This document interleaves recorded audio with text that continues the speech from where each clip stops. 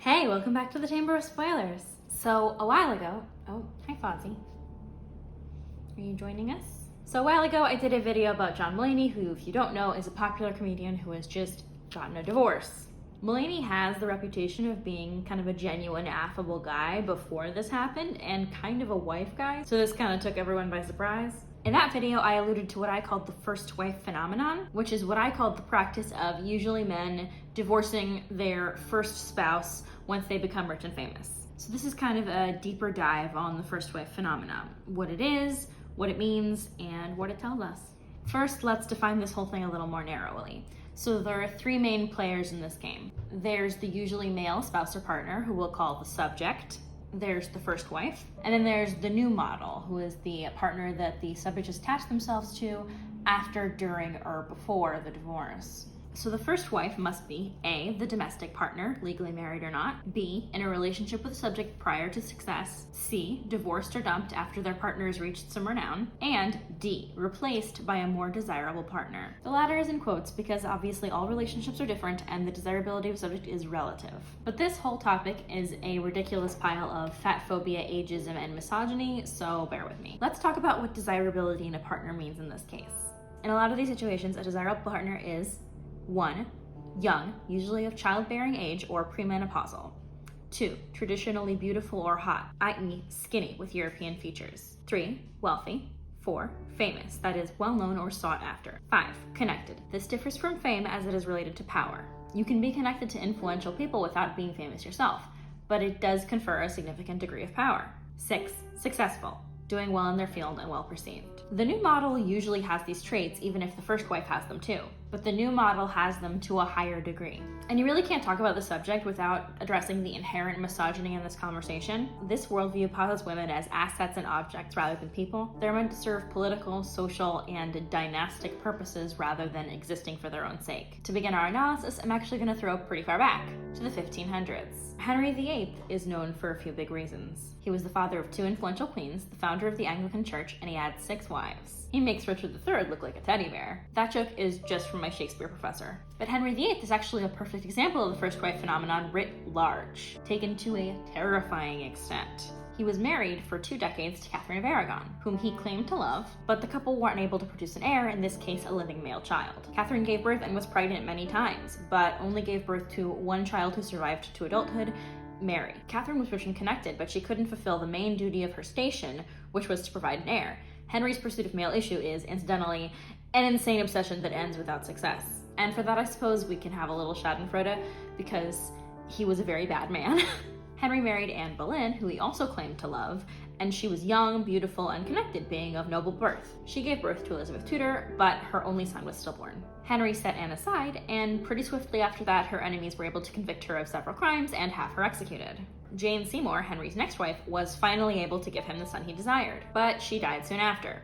But she did it. She gave him a son. We have an heir to the throne. The rest of the wives have pretty strange lives, but they're not as important for our purposes today. It is kind of satisfying to me that despite Henry's obsession with perpetuating his bloodline, the Tudor dynasty ended with his children. The main idea that I'm getting at here is that Henry, like most men of his time, didn't see women as fully human. At least as human as men. They were very much a means to an end for him, and when they didn't serve his purposes anymore, he dispensed with them entirely. This translates uncomfortably well to the first wife. When a woman loses her utility to a man, or he can attract a more desirable partner, she is discarded. I'm not the first person to notice this by any means. The First Wives Club was a book and a movie that you may have heard of, wherein 3 unhappy first wives try to get restitution from their shitty exes. However, to me, the most compelling examples of first wives aren't in the past or in fiction, it's in real life celebrity culture. One of the biggest stories in the early 2000s was the Brad Pitt-Jennifer Aniston divorce. Their unexpected split, factored in with Pitt coupling up with Angelina Jolie soon after, and the fact that Jolie was pregnant with Pitt's child at the time of the divorce, indicated to people that there might have been an affair. But regardless of whether or not Pitt was unfaithful, this is an excellent example of the first wife. Jennifer Aniston had just finished her run on Friends a couple years previously, and despite still being a successful movie star, she wasn't getting paid $1 million an episode anymore. Jolie, on the other hand, was just breaking through in the early 2000s and was on an upswing. The next decade for her would bring many box office successes, whereas Aniston, who was ubiquitous in the 90s, has never reached her previous level of fame. There are a lot of comedians who've fallen into this pattern as well. Kevin Hart divorced his first wife just as his career was taking off. His second wife is a model, whom he has confessed cheating on during her pregnancy. Bill Hader made the jump from SNL to feature films and acting in 2014 and divorced his wife, writer and director Maggie Carey, 3 years later. He has not remarried, but has dated Rachel Bilson, a well-known actress. Amy Poehler and Will Arnett were married for 9 years and had several children, and she did make it clear in her memoir that he was the one who chose to end their marriage. Poehler and Arnett were very successful in their comedic careers and actually worked together a number of times, but Arnett left his wife when he began to experience mainstream success in films like Lego Batman and the critically acclaimed show BoJack Horseman. In my previous video, I brought up actor Chris Pratt, who in the last few years has come out as a conservative Christian and generally not as nice a guy as everyone thought. He was married to Anna Faris for nearly 10 years.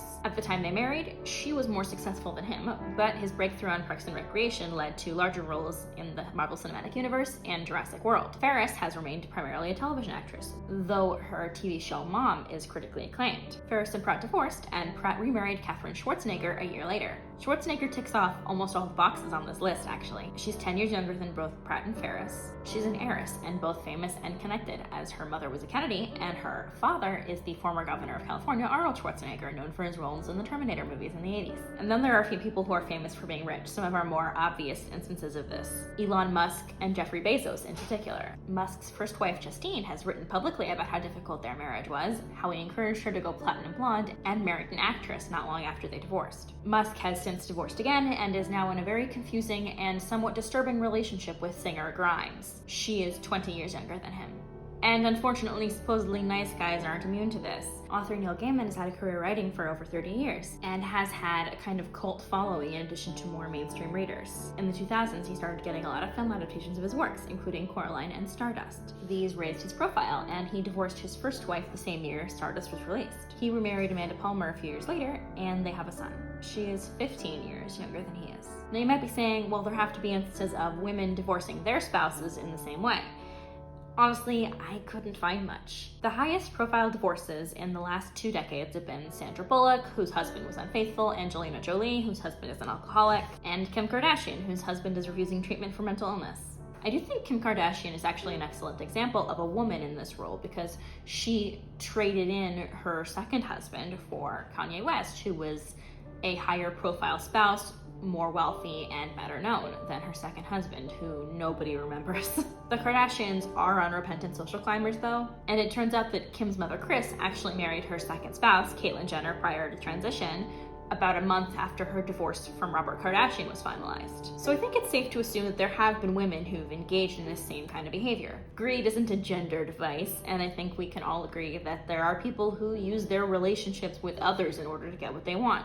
It just appears to me that a lot of the time, those people are men, and they value the women that they have in their lives less than the potential perfect woman waiting out there for them. I do want to say that I'm not condemning divorce in any way. I think people who get divorced because they're unhappy should get divorced. People who get divorced because they have different priorities in their spouse or they've changed since they got married, excellent, God be with you. I do think that a lot of the time people think of their partners as disposable, especially when those people are women, and that displays kind of a really deeply sexist idea of what marriage is, because marriage is no longer legally acquiring someone who is now your new piece of, as Jon Stewart put it, vagina property. A marriage is supposed to be between equals of any gender who have similar goals and ideas of what they want out of a relationship. And when that no longer is the case, it's a good idea to split up. But I am going to be throwing a considerable amount of shade at people who treat spouses like property, because this is not Crusader Kings. Your spouse doesn't add to your stats.